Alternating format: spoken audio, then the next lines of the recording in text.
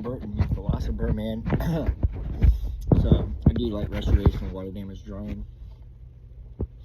And they have these thermal imaging cameras, and it's the type of moisture meter. It's new technology, way better, right? You can just point and look where the moisture is. How does that work? Well, I looked into it to see how it worked because I was interested in it, but it's like really expensive, so I never actually had it. But I mean, people that have. And what it does is, because moisture drying creates heat energy. It creates energy, it creates heat, just by moisture drying in the air. Now, moisture tends to dry better in the air between 72 and 76 degrees. Very interesting, right? So, I mean, that's probably why we have, you know, bigger hurricanes when it's 72 and 76 degrees. I don't know if that's true or not, but it would make sense. Yeah, meteorologists would know more about that. You know, between a cold and a hot air might have something to do with that mixture as well. But I thought it very interesting because I'm cleaning off some tear gas residue that was in my home from my cousin, and I said I could hook up my dehumidifier. That's normally what you do. I wipe down all the walls, I wet clean it. I wet clean the crap out of it, so there's water on the floor and everywhere. And I was like, I put my fans on it, and usually you put your dehumidifier on it, but I did not do it because lately it's been winter time, and there is a lot of, dry air outside because it's so cold. The moisture it just can't hold the moisture. The air can't hold the moisture, so you tend to have drier air in the cold weather because the cold air can't hold as much moisture as the warm air. Now, what I was trying to get at was, is there a way to create a heating system through water? Right? Because I have a friend of mine, and he has fish tanks and frog tanks and turtle tanks, and his house is usually fairly warm for the wintertime. He's only got but this small little heater. He never got a central HVAC system in his trailer. Everyone else did. He came really close, but he didn't do it. And I said, well, it's got moisture creating heat. I just realized that. Because it's always somewhat fairly warm in his house, even in the wintertime. Now, it's higher humidity, but that's what it is.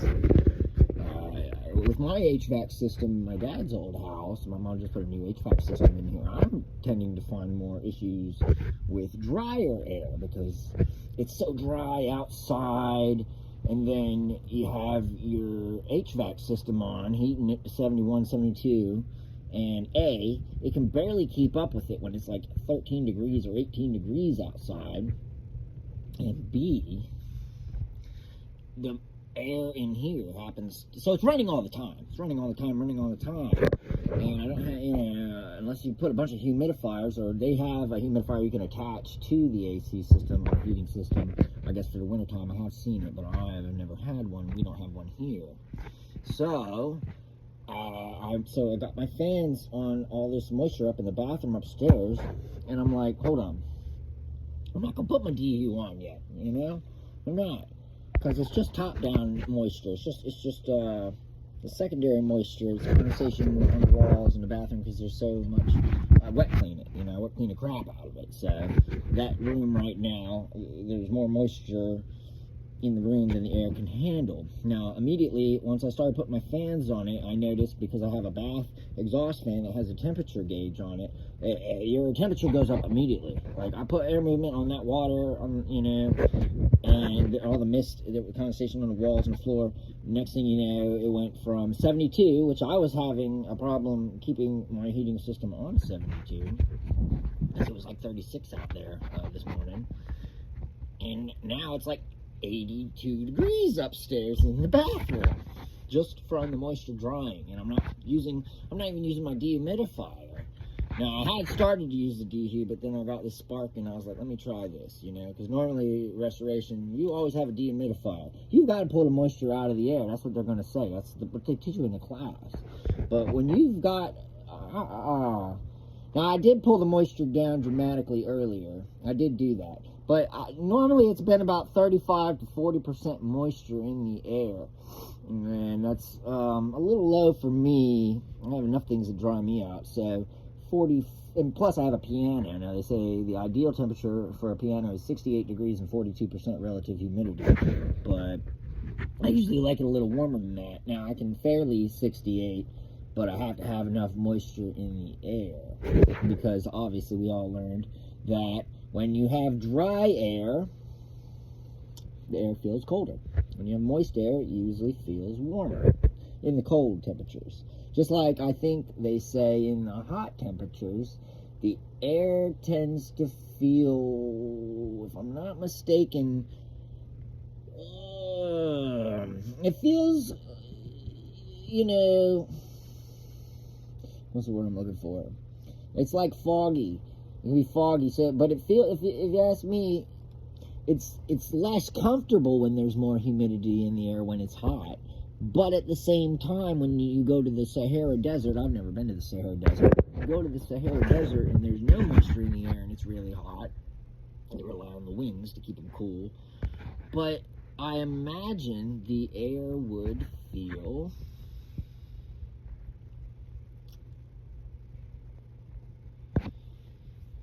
hotter or cooler. Because I know if I'm in the shower and then there's a lot of humidity in the air, it feels hotter. So I guess the air would feel cooler, you know, if it was 90 degrees but 30 or 20% humidity. But because it's 90 degrees and the air can hold more moisture when it's really, really, really, really hot, right?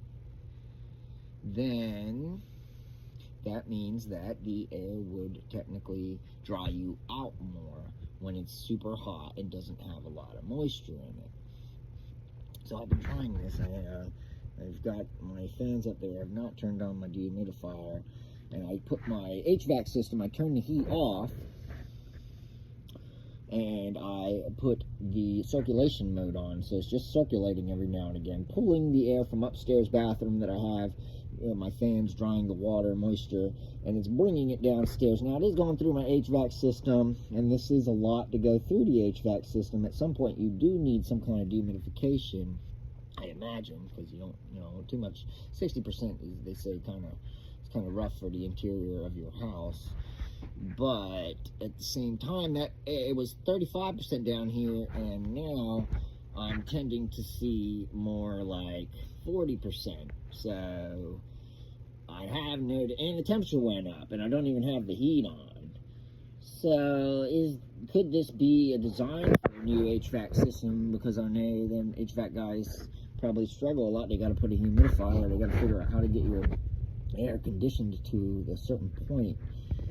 But I'm just curious. I'm curious, is there a way to create an HVAC system that basically solely works off of moisture drying? You know, heat energy produced by moisture drying.